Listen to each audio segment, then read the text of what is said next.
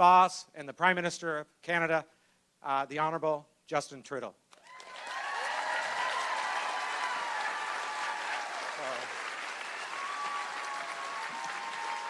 Thanks, Neil. Great to see you here. Thank you. What a pleasure to be here in this historic theater, and to thank. I know he doesn't need an introduction in this town, but I want to thank Neil Ellis for the great work he's doing as MP and in helping make sure that people came out tonight. Thank you. Thank you. It's all yours. So it's great to be back in Belleville. It's great to be doing this, which is getting out and chatting with people and listening to people. One of the most important things in politics in general, and Neil's a great example of this, is to stay connected to the people that you were elected to serve. And for me, being able to come out, spend an evening with you, listen to your questions, hear your concerns, respond to some of them, is essential to keeping connected with the important job that you all sent me to Ottawa to do. The fact is, I was thinking about the last time I was here in Belleville during the campaign, and we made a big announcement on veterans. And for me, the work that we're doing with that continues to resonate, and there's still lots more work to do. But just today, earlier, I was at an en route up the 401, where people were talking to me about, well, I met this guy, Dave, who was coming down to Kingston to do a work session on PTSD with veterans and with yoga and meditation, actually. So there's all sorts of different approaches that need to be taken.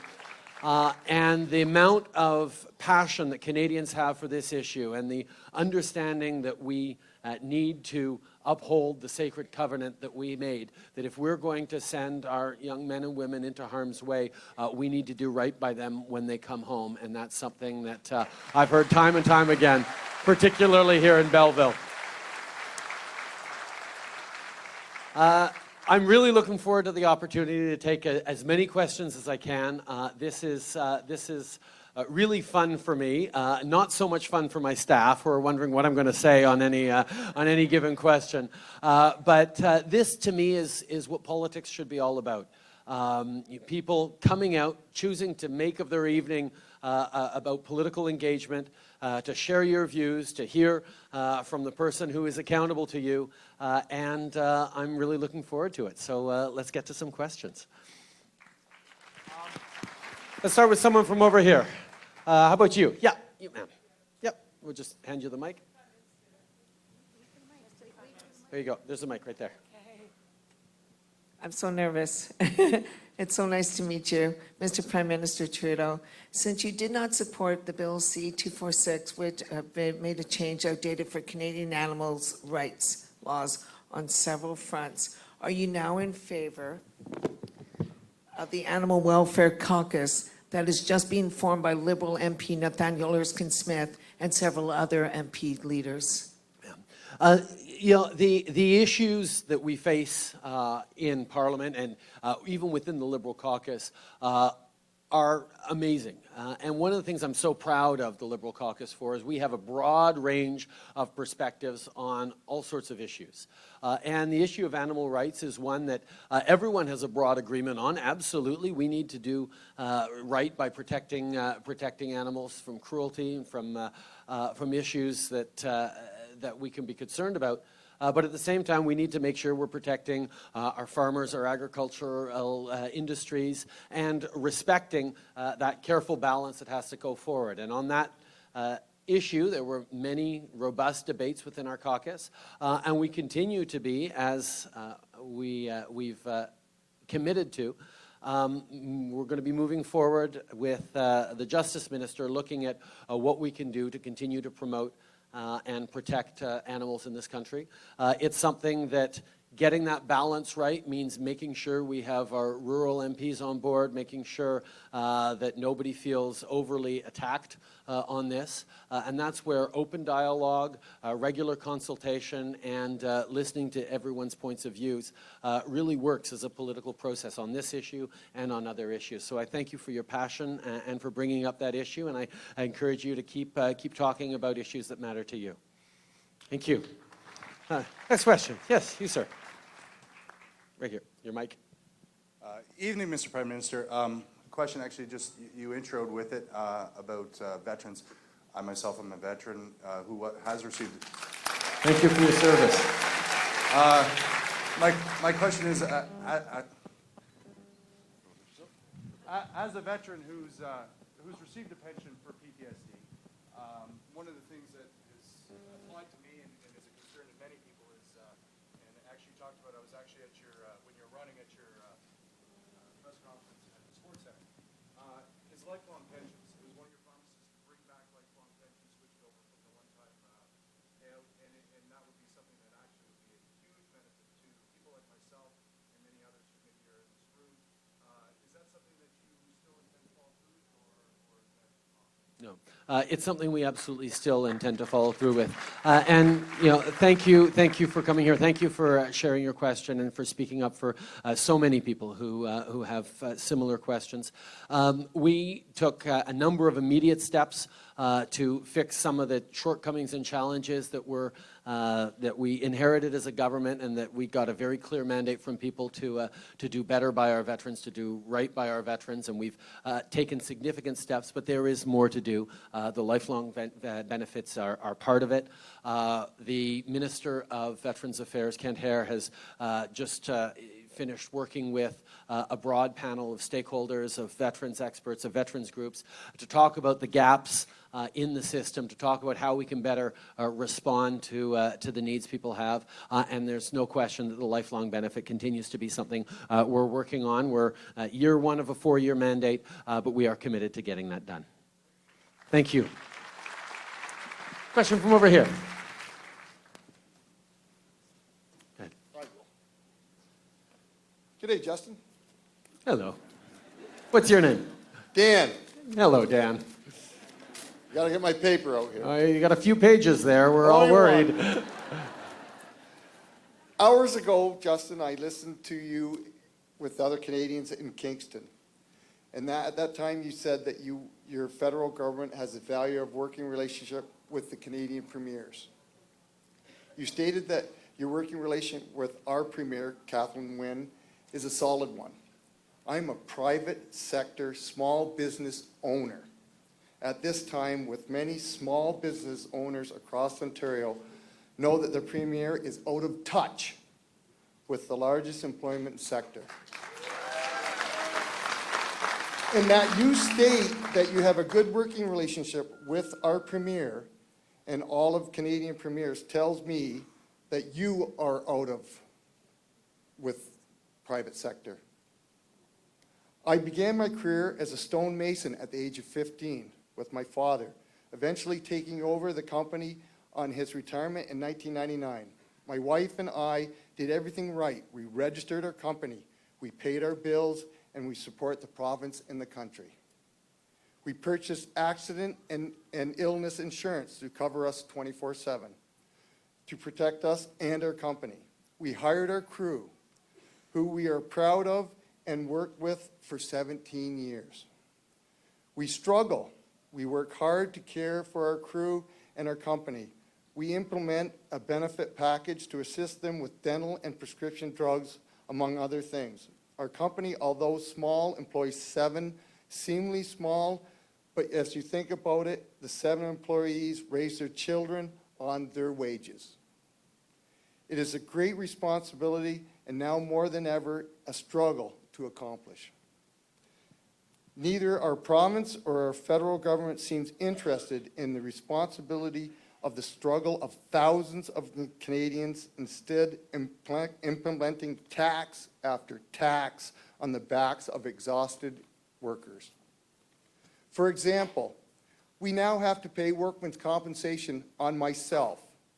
And the only way I can collect this if I get injured is if I lay off my whole entire crew and shut my business down while I recuperate.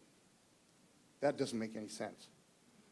And a reluctant tax grab that does not cover me except for my 24/7, which I pay for myself. Private sector small business is easily and often unheard. We have no formal voice, no union, that sways votes. My question to you, Prime Minister, is how is any private sector small business owner struggle to be heard? Thank you. Thank you, Dan. Thank you for your question, and thank you for your hard work. Obviously, the business you've built up is a source of pride, not just to you, to everyone who works there, and it's a great Canadian success story, although it's ongoing, and I hear your struggles. First of all, on the provincial versus federal level, my job is to work constructively and collaboratively with people who other people elect. I'm going to do it internationally with the United States, and I'm going to do it across country with whoever premier sits around the table. And I think it's really important to recognize that in our confederation, it's important that we have good, constructive working relationships, and that's something that I have with every single premier, and I know some of you are thinking of some exceptions, but they're not. I have good working relationships with everyone, and that's, I think, part of what Canadians expect on me. In terms of supporting small businesses, in terms of supporting workers, in terms of helping grow the economy in ways that help you and your employees, that's at the heart of what we got elected for. We recognize that for all the previous government's supposed emphasis on economic growth, they had the worst record on growth of any government since R.B. Bennett in the depths of the Great Depression. We need to turn around growth in this country. And that's why we put forward a plan to grow the middle class, to support the middle class and those working hard to join it.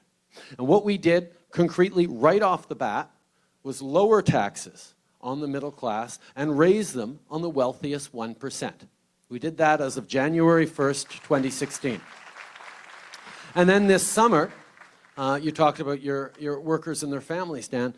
This summer we brought in a more generous Canada Child benefit that puts more money tax-free every month in the pockets of 9 out of 10 Canadian families. That's not helping families who are the wealthiest. It's helping the ones who need it. It's going to lift hundreds of thousands of kids out of poverty across this country, reduce child poverty by 40%. So those are meaningful steps we've taken. But we also know we need to do more. We know that if we're going to keep our economy growing, we need good jobs. And that's part of why we made a commitment, unlike the other two parties, we made a commitment to invest in our country, to invest in infrastructure. We've put forward a plan on infrastructure investment to the tune of about $180 billion over the next 12 years. That's investments in public transit, it's investment in our roads and bridges, investments in social infrastructure, investments in green infrastructure, the kinds of things that are not just going to create good jobs in construction right now, and good jobs in design and architecture and planning, but good jobs in the long term as we create more capacity to succeed, more capacity to get our goods to markets, whether it's up and down the 401 or across the border. There are investments in research, in innovation, in betting on our future. These are the choices that we've made as a government to make sure that the investments we're making today are going to give opportunities for our kids and grandkids tomorrow and in decades to come.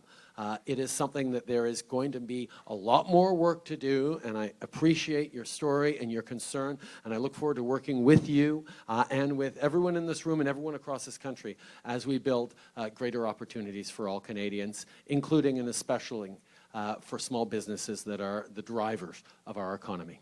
Thank you, Dan. Question from the back right there. Yes, you in the black shirt. No, sorry, right behind you, the woman. There we go. Sorry. Hi. I don't believe that you've made your position publicly on the Site C Dam in northeastern British Columbia.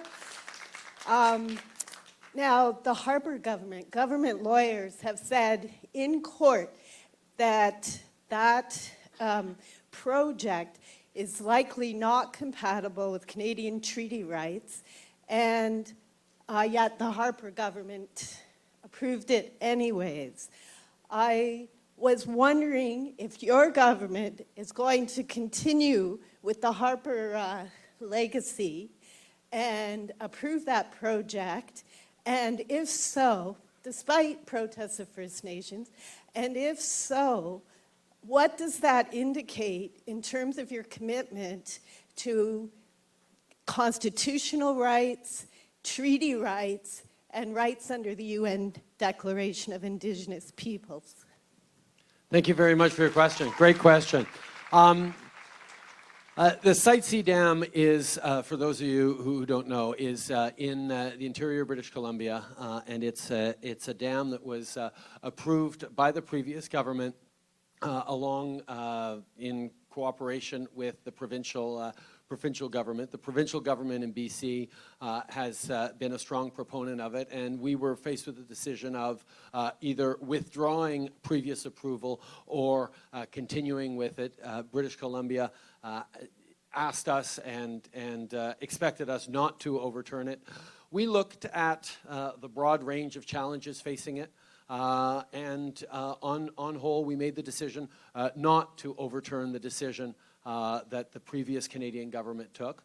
We have committed moving forward to be a government that understands that we need to build a strong economy and protect the environment at the same time.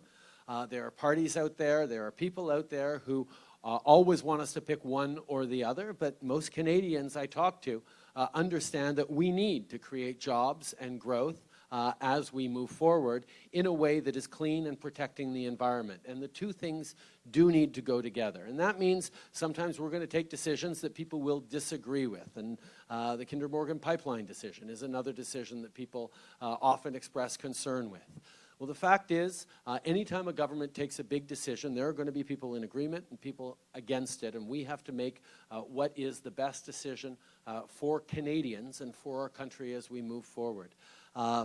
We're going to continue to make the right decisions, the decisions that we feel are the right ones, while at the same time we listen to the concerns that people raise. Now, the concerns you raise about respecting Indigenous rights and Indigenous peoples is extremely important to me. No relationship is more important to this government, and I've said it many times, than the relationship we have with Indigenous peoples.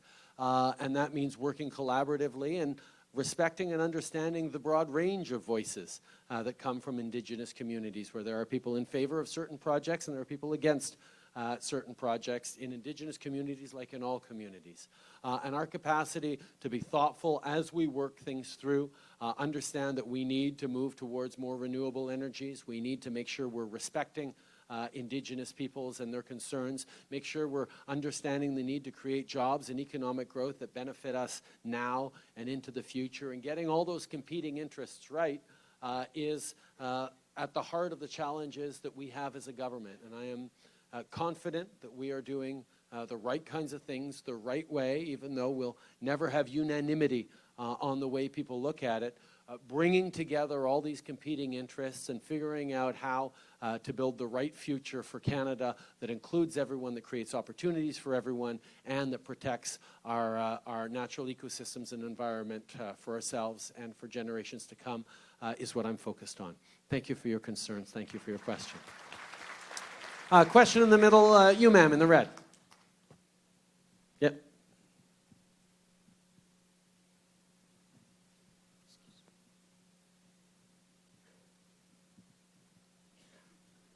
Thank you. Two big issues currently and going into the future for the entire globe are food security and clean water. And Canada is well positioned to provide both of those to the globe. And agriculture, Canadian agriculture, is instrumental in that whole equation. Every ministry and policy of every ministry impacts agriculture one way or another. And so two parts of that, I would like to hear your commitment. I know it, I'd like to hear it, to supporting the agricultural industry with the programs and the plans that we need. But most importantly, I would like to hear if you have any system in place that looks at policy from all ministries to look for unintended negative consequences to agriculture. Thank you. First of all, one of the things that we are very much shifting within the way the federal government works is we're trying to reduce the silos that happen. It's so often that one department doesn't pay much attention to its impacts or the effects on another department on a different area. And one of the things we're able to do by bringing together the cabinet the way we do to engage in such a broad range of discussions as we have is be a lot more alert to the concerns of unintended consequences from various decisions.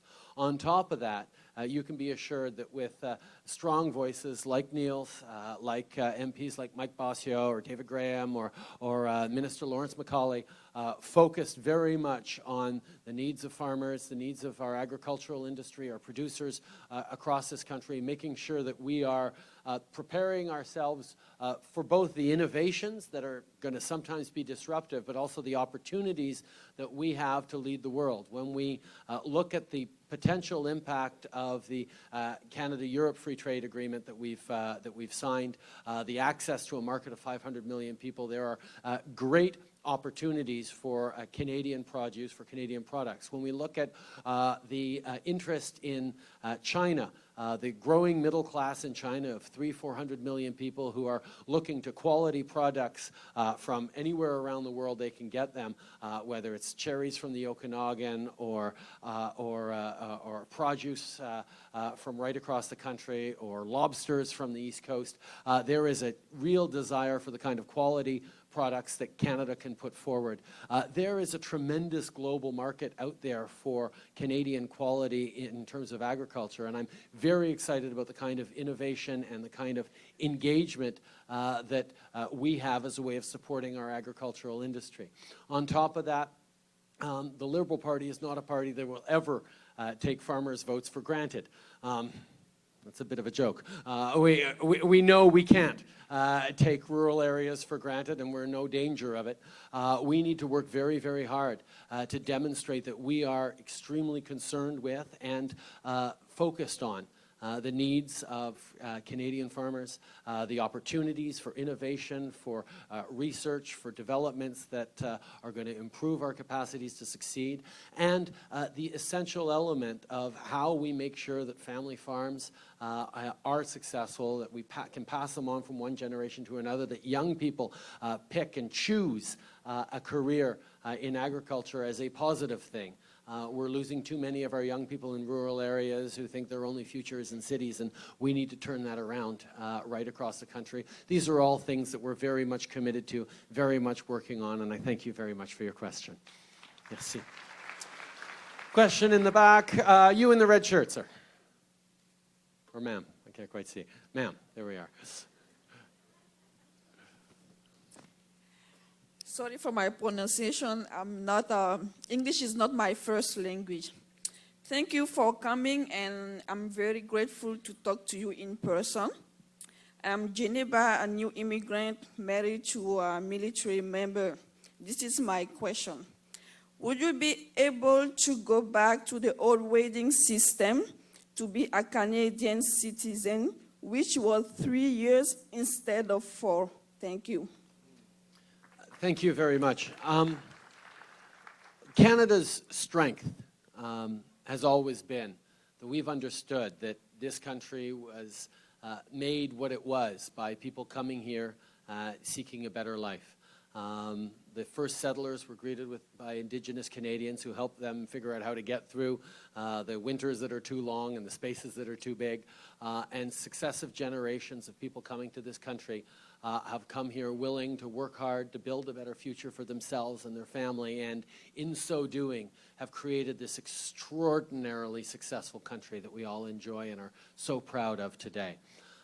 There are pressures around the world right now that because of the worries that people feel about their own future, their kids' future, it becomes easy to want to close off from the world, to point fingers, to lay blame for challenges we're facing, instead of understanding that drawing in people from around the world is an essential part of creating our success in the past and will be again in the future. Canadians are rightly proud of our immigration system, but At the same time, we recognize that there are tremendous challenges. We need to do a better job of welcoming people, of empowering them to succeed. We need to do a better job of integrating them. We need to do a better job pulling in international students and getting them to stay. We need a better job creating a path to citizenship for temporary workers. There is a broad range of things we can do, and one of the commitments that we made a year ago when we formed government was to reform and improve our immigration system.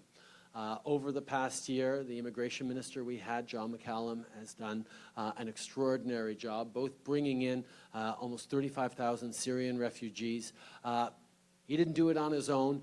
We as a government didn't do it on his own. We were able to do that because Canadians in communities across this country, including right here in Bay of Quinte, stepped up and wanted to be part of it. Municipalities, provinces, it became a national project that we showed the world how we can be open and generous and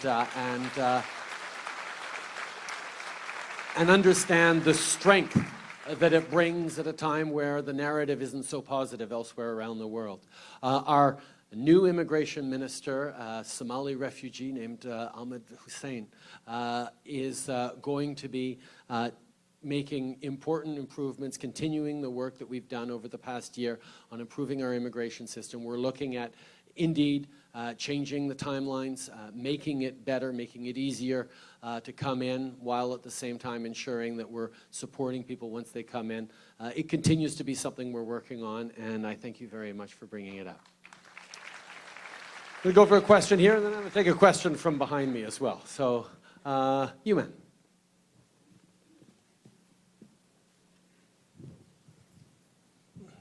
Hi.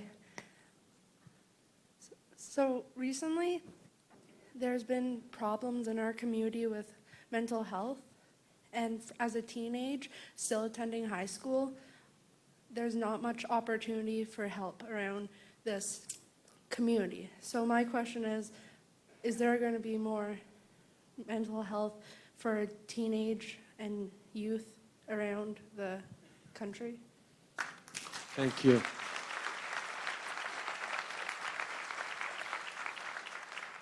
Thank you for your question. Thank you for, and I hate having to say this, but thank you for your courage in standing up and asking that question as well. And I hate having to say it because there still is stigmas around mental health, particularly amongst young people. When we know at the same time that the vast majority of people who struggle with mental illness throughout their lives, could be diagnosed before they turn 25. Show their first challenges when they are young people. And we need to do a much better job of giving specifically our young people the help and support they need to be able to make it through what is, for everyone, an extremely challenging point of your life, going through your teenage years. But when on top of that, you're facing mental health challenges, or people in your family are, it lays on a level of heaviness that sometimes can make you feel all alone and unsupported. We know that addressing mental health is hugely important for families, for individuals, for our schools, but it's also really important for our economy. It is something that when we can help support people through difficult times and get them back to work and help them be productive and contributing the way they want to be, we all end up better. So it's high time that Canada had a proper level of engagement in addressing mental health issues. And this is something that I am in full agreement with our extraordinary Minister of Health, Jane Philpott. Quite frankly, if I wasn't an advocate for mental health, I wouldn't be my mother's son, and I'm proud to be my mother's son in everything she does. And that's why when we sat down with the provinces before Christmas to talk about investments in healthcare, one of the things we did was we put billions of dollars on the table directly earmarked towards dealing with mental health, because Canada is overdue in addressing mental health. I tell you that we need to do more. We know that. But having people talk about it, having people share their struggles, having people be strong about demanding more support, asking for help, is part of the way we're going to get it done. Thank you very much for that. Okay, question from here behind. Go ahead. Here we go. There's a mic for you. Yeah, it's on. Hello? Okay. So majority of Canadians have access to adequate drug coverage. However, there's still a minority that doesn't, and that makes them vulnerable. How do you plan on changing that? Pharmacare costs, prescription medication costs are far too high, and it unfortunately tends to hit most vulnerable communities harder, whether it's our seniors who are already struggling with expenses, whether it's vulnerable communities, marginalized communities. We know we have to do a better job at bringing down prescription drug costs. That's why our government, and again, Jane Philpott, and thank you for the shout out and support for how extraordinary Jane is working with the provinces, working in significant and meaningful ways to create a pan-Canadian strategy that will drive down the cost of prescription drugs. There's a number of steps we can take along that way that will eventually, one hopes, end up at pharmacare, but immediately there's a lot of things that we can and are working on doing so that people have more reasonable access to the drugs they need and don't have to make impossible choices between eating and staying healthy, or between their rent and their medications, which unfortunately far too many people are still struggling with. Thank you. A question from the center. We'll go back in the back corner there. You're right there. Go ahead.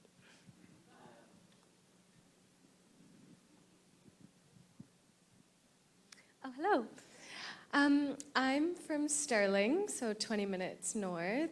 And unfortunately for us, we just had the worst drought on record, causing a lot of people's wells to go dry, obviously, and lots of issues for the agricultural areas as well. So basically, in the face of these challenges, we know that this is kind of being affected by climate change, and we know that fossil fuels fuel climate change.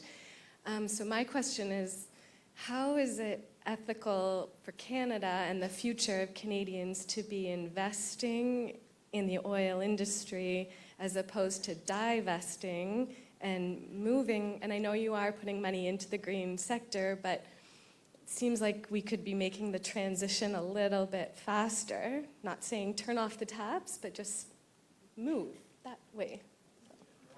Absolutely. Great question.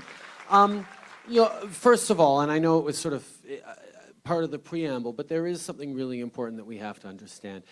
Governments need to support our agricultural industry through tough times and through good times.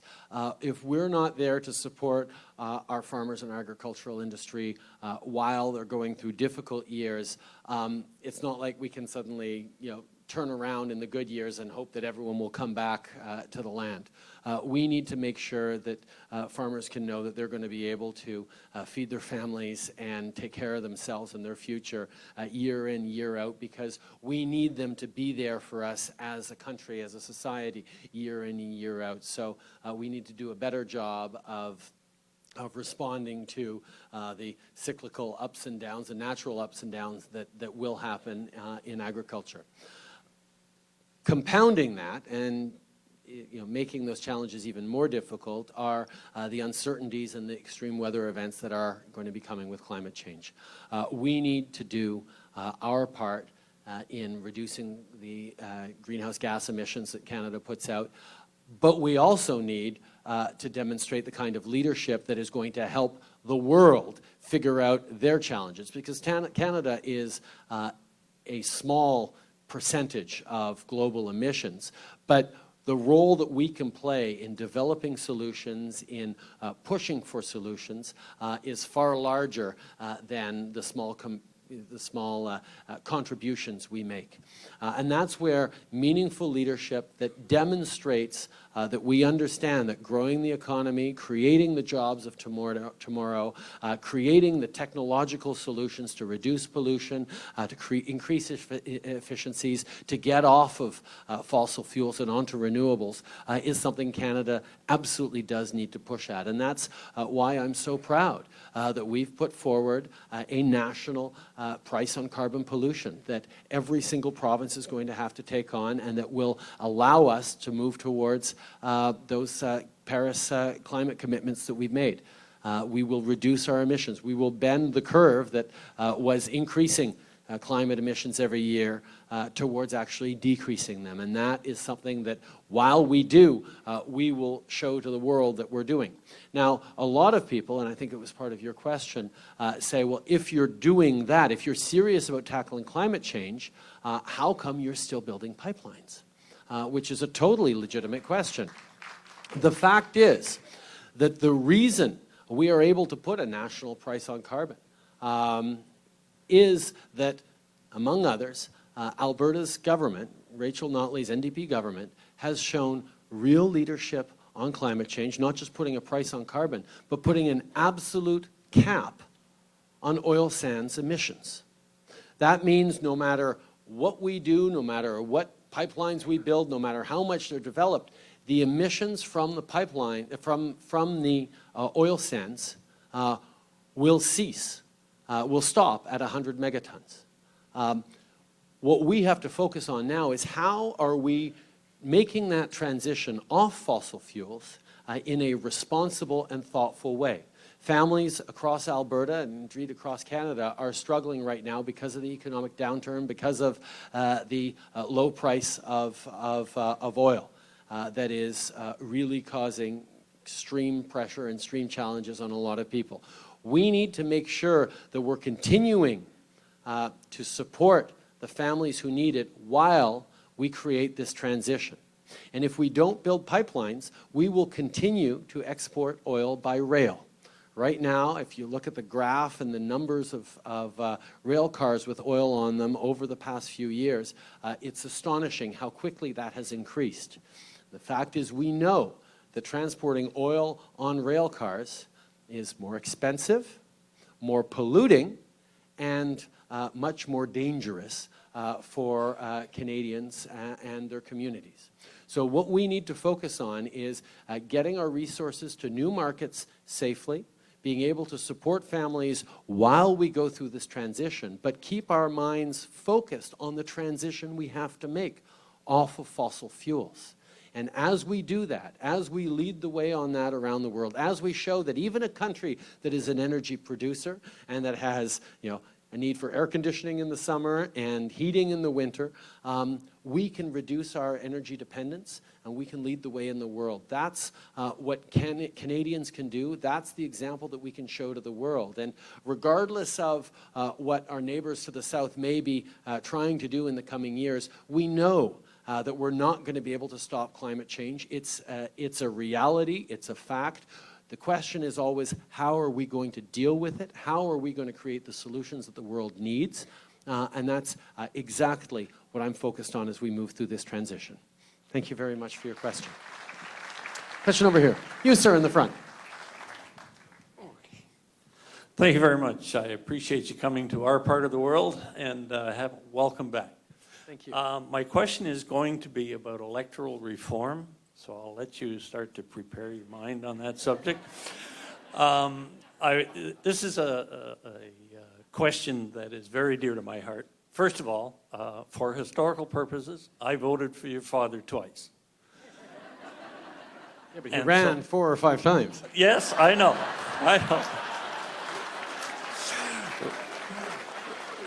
Remember, I said twice. So something happened between then and now, but I am prepared to watch you as you take on the legacy of your father, if legacy is the right word.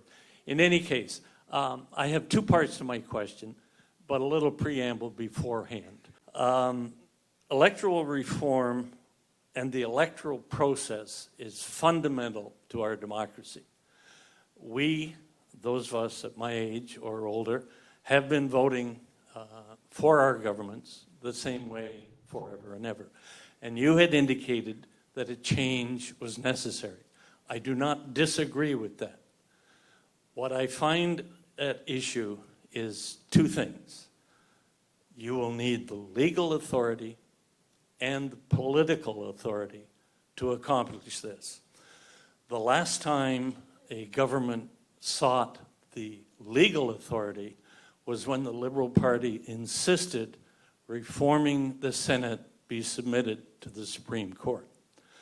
That caused the end of that discussion because of the formula required to accomplish Senate reform. Except I went and reformed the Senate. Yes, yes, in your own way. But the major discussion was, should the Senate be elected? And that government, led by Mr. Harper, submitted the question to the Supreme Court, and the Supreme Court said, yes, if you have the number of provinces and the number of percentage of the population to accomplish that. So, seeking the legal authority would be one of my questions. And the second is whether electoral reform, whatever process that might be, as you have determined there is options to be had. Those two questions, I believe, are necessary. If you make a decision as to which of the options should be chosen, we the people, you know where I'm going, we the people should be given the opportunity to express ourselves in the way of a referendum or some other option. That is the only way that this bedrock of our democracy will succeed if we are choosing how our MPs and our subsequent government is chosen. The question about the legal authority, I believe, so therefore my two questions are, will you submit when the time is right for you, because I understand there's a bit of a waffle on that at the moment, will you submit any electoral reform to the Supreme Court in advance of bringing that decision to the people in the way of a referendum? Thank you. Okay. Electoral reform is an issue upon which there are very many very strongly held positions in any given room right across the country. We know that people voted overwhelmingly for parties, including my own, committed to electoral reform, and we are moving forward on that. We put together a number of different ways for Canadians to be heard. Town halls were held right across the country where Canadians got to weigh in on their concerns and their questions and their preferences around electoral reform. We put together a committee of parliamentarians in which the Liberal Party did not have the control or the majority to make recommendations, to study the question, to listen to experts.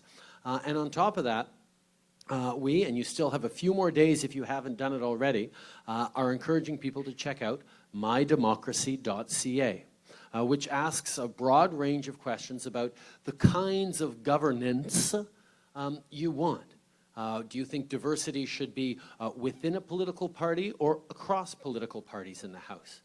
Do you think that you should have a second choice on your ballot? Do you think that it's important to give voices to minority groups in Parliament? Do you think that, a broad range of questions that ask how important do you think it is that you have stability in terms of one party governing, or how important is it that governments be formed by compromises between different political parties? These are all fundamental questions that don't go directly to which model people might want, but talks about the flavor and the values that underpin what we see as important in our democracy. And that's why we've done a number of different things around allowing Canadians to weigh in on this.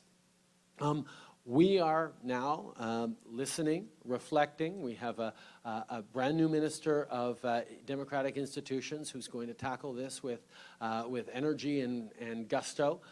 in terms of how we're going to move forward on this file that is so important to Canadians. But I hear you very clearly, sir, that we need to make sure that any change which is transformational and fundamental in our government and in our democracy has both the legal and the political support to move through. And there are a number of different ways we can look at doing that. And trust me, we are reflecting on all sorts of different avenues as we move forward. This is something that matters, and it matters not just for now, but it matters for decades to come, because we know that changing an electoral system isn't easy and won't happen often.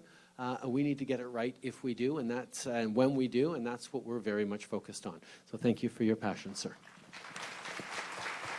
Question in the back. Yes, you young man. Yeah. Hey, Mr. Trudeau. Welcome to Belleville. Thanks. We're happy to have you. So my question is, with the U.S. presidential inauguration coming up very quickly, how is the Donald Trump presidency going to affect Canadian-American relations?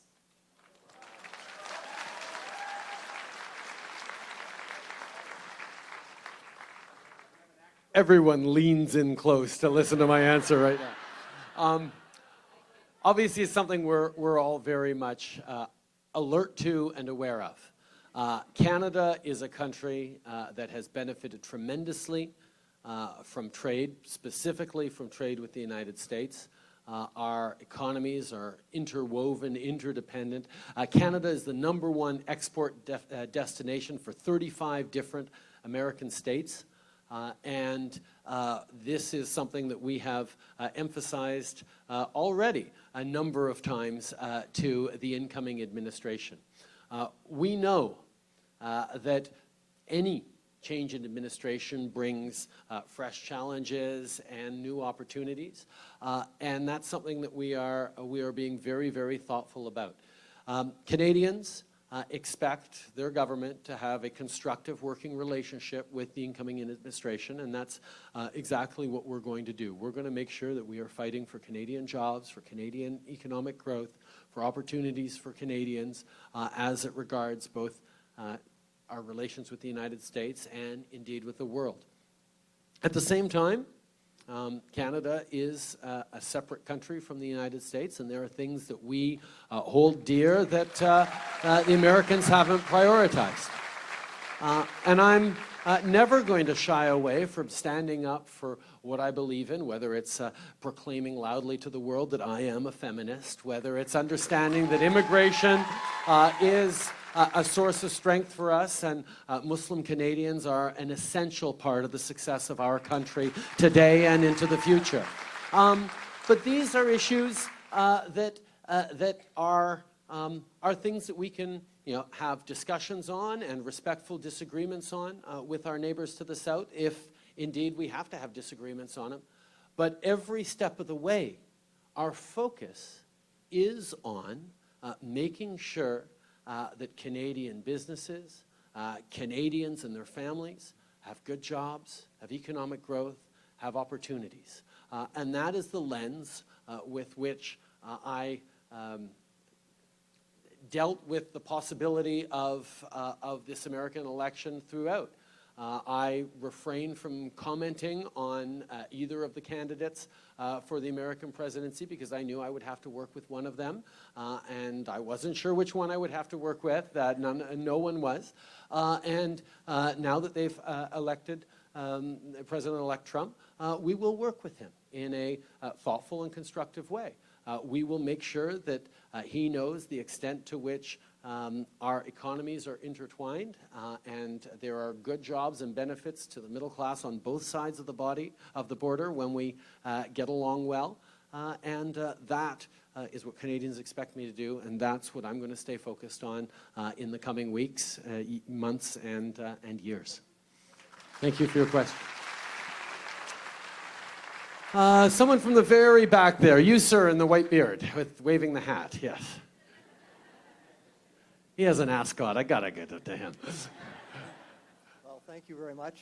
I'm a green inventor. In fact, I asked Neil to pass along one of the products that I make, which is a garden hose. And I'm almost brave enough to ask how many people in the room have garden hoses. I think just about everybody. And I hope that you, Prime Minister, get the sample I sent to you, because it's a very important environmental issue. Garden hoses in general, if anybody wants to Google them, create a lot of pollution. My hose is the only one that the Hastings Prince Edward County Health Unit recommends it's actually safe to drink from. But to carry that further, you have to think it's not only human and animal contact, but where's the water going? And as an environmentalist, what I'm pointing out is that the water's going to the water table, streams and creeks, and it eventually comes back. We're drinking water that the dinosaurs drank. So water being such a critical part of life on the planet, it's really key that we look after that. So my question is, at your last environmental hearing, I put forward that the government needs to regulate all garden hoses, that they're not made out of inexpensive PVC, which is very nasty chemicals, but that it be made out of potable water ingredients like the plumbing is.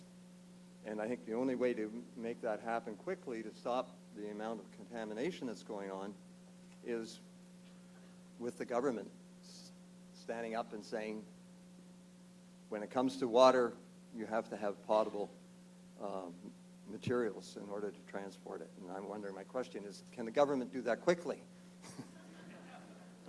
Thank you. Thank you for your thoughtfulness, your leadership, and indeed, bringing forward an issue that I have to admit I hadn't really thought of before. But that's quite frankly one of the great benefits of doing these open town halls, where we invariably end up learning all sorts of things. I remember vividly the hue and cry that was raised in my household around water bottles when the concerns were first raised about the contents of the plastic leaching into your water bottles, and are you giving glass bottles to your kids or steel bottles, or are they BPA-free plastic bottles? I think this is an issue that consumers are more and more thoughtful about, and I certainly look forward to seeing how this issue evolves, and I promise you I will ask the relevant departments in my government to see where we are on potable water materials within outdoor plumbing fixtures, including garden hoses. Thank you very much, sir. Okay, you in the front. Yep, right there.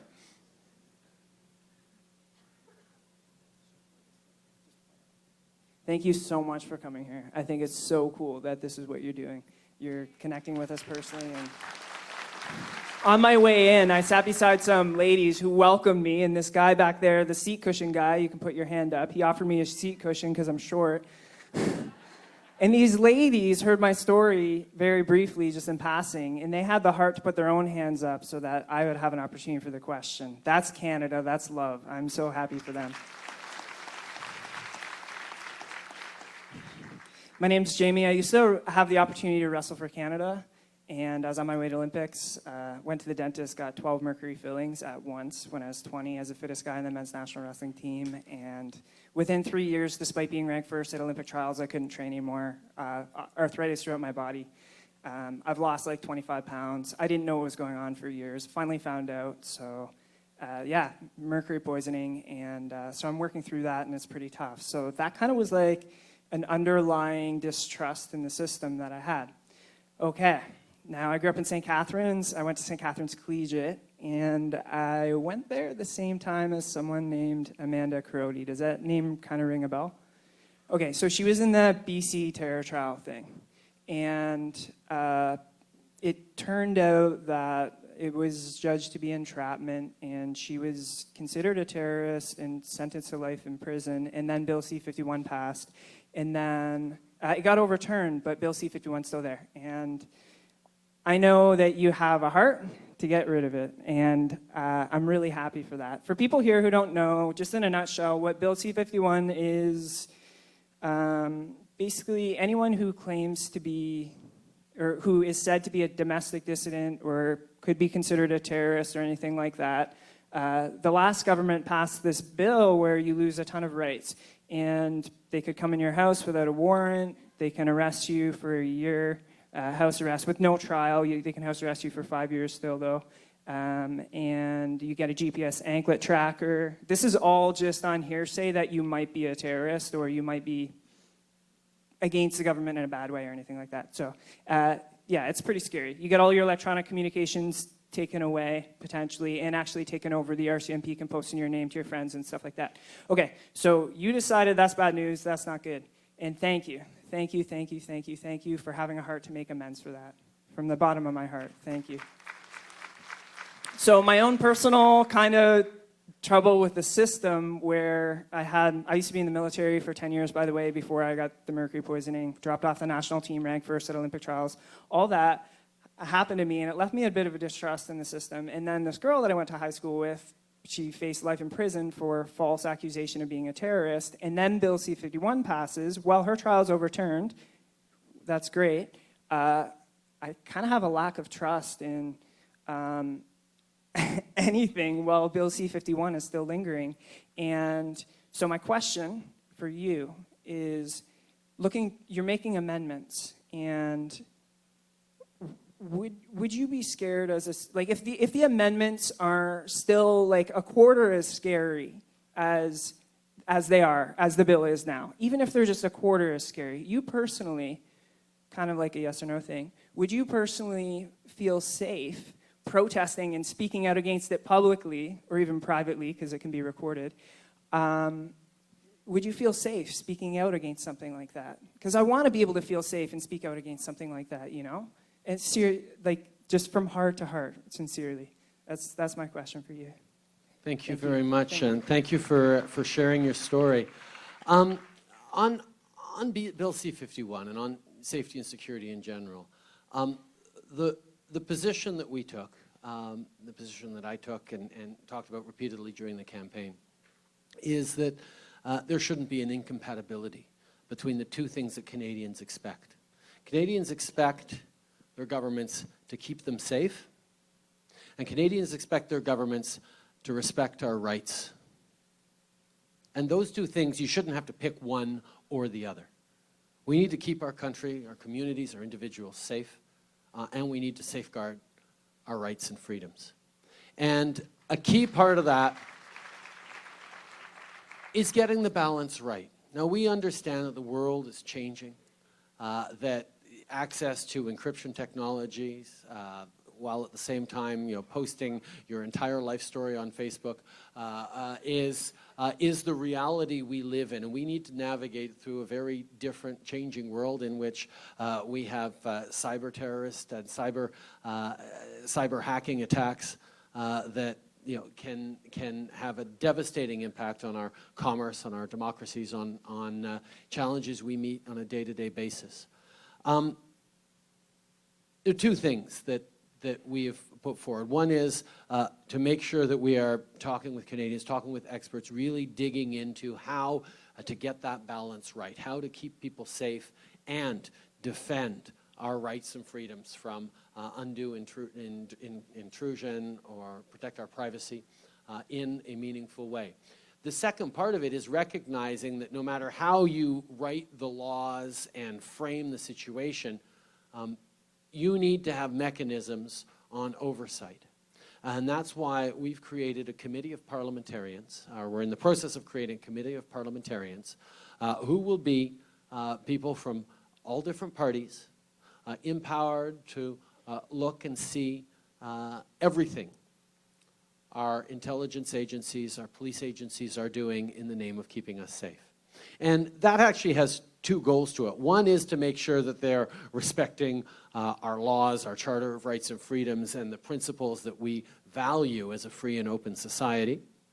And the other is to make sure that our institutions and agencies are indeed doing everything possible to keep us safe and getting that balance right. And that's where having your elected representatives, parliamentarians, empowered to look at everything that's done and hold any government to account is something that will hopefully restore your trust and our trust in the system. As to my own personal willingness to stand up for things that I see as just or unjust, I stood on stage in a debate during the election campaign in which I argued that a Canadian citizen convicted of terrorist acts should get to keep their Canadian citizenship. I mean, that was the dynamic we were in right there, where the Conservative government had put forward a law which, on the face of it, everyone should agree with. Wow, if you get convicted of a terrorist offense against Canada, you should forfeit the right to be Canadian. It seems very obvious. Except, sir, that if you are a 10th generation Canadian, like I happen to be, more or less, no government can take away your citizenship because it's the only citizenship I have. So we, in fact, make citizenship conditional only for people who became Canadians or whose parents were born in a different country. And what that does is create two tiers of citizenship. And that's an example of where the rhetoric and the fear-mongering that we can get in can lead to consequences that go far beyond what we'd think of on the surface of things. It is part of our identity as a country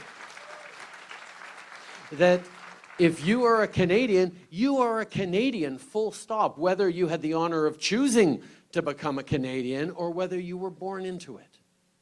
And that's something that makes us more successful at recognizing diversity as a source of strength than any other country in the world. And it's something that is going to require us to make sometimes bold and difficult decisions. To do something like standing up and saying, actually, no, I don't think this person convicted of terrorism should be stripped of their citizenship. And the fact that Canadians responded positively to that and not negatively, understood the fragility and the importance of the principles and the rights that underlie so much that we take for granted, and chose to change the government and elect me and my party, is to your credit collectively as citizens, to our credit as a country. And the only way we get to continue having the courage to stand up for our convictions and to do the things that need to happen is by continuing to engage respectfully, responsibly, in the kinds of difficult conversations that we're having. Environment versus economy. Privacy versus security. Building for the future while taking care of people today. Life, society, government is all about extremely difficult choices. But the best way to be able to navigate those choices, the best way to be able to be worthy of the incredible trust people place in their governments, is to continue to be thoughtful, to engage, to listen to stories like you've shared, to questions, difficult questions like you've asked, and continually pledge to respond, to listen, to learn, and mostly to work together to keep being worthy of this extraordinary country we've all inherited and want to pass on to our kids and grandkids. Merci beaucoup tout le monde. Thank you very, very much. Merci. Thank you.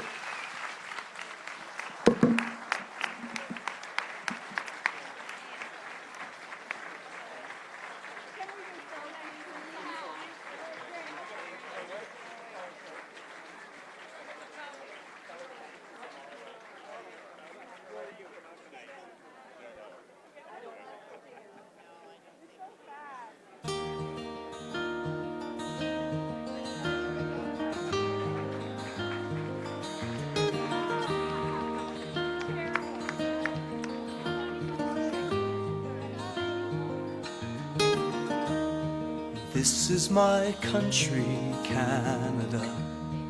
Open your eyes and just look around you. The wonders you'll see are bound to astound you. This is Canada. We are the people of Canada. All of us different, yet somehow the same. Standing together as part of one nation.